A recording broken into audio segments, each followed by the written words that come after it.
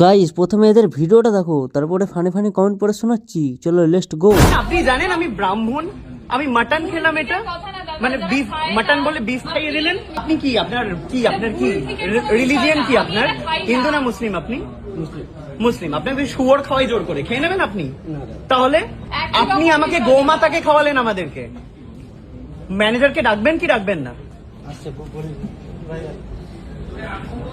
কি করে হলো দাদা এটা? আর কোন আপনি ম্যানেজার?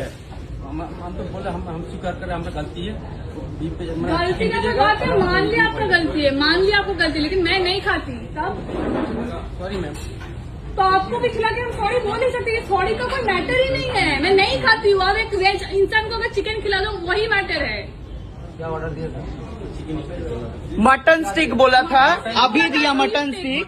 उन्होंने दे के गया बीफ स्टिक, हमने खा भी लिया बीफ स्टिक।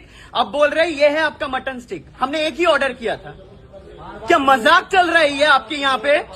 तो चलिए शुरू करते हैं। খাওয়ার সময় হোশ ছিল না যে কি খাচ্ছিস।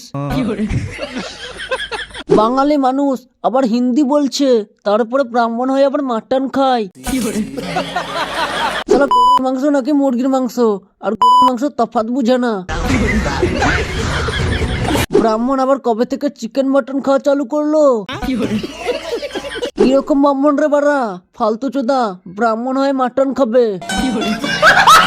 প্লেট চেটে শেষ করার পর মনে পড়লো অন্ধভক্ত।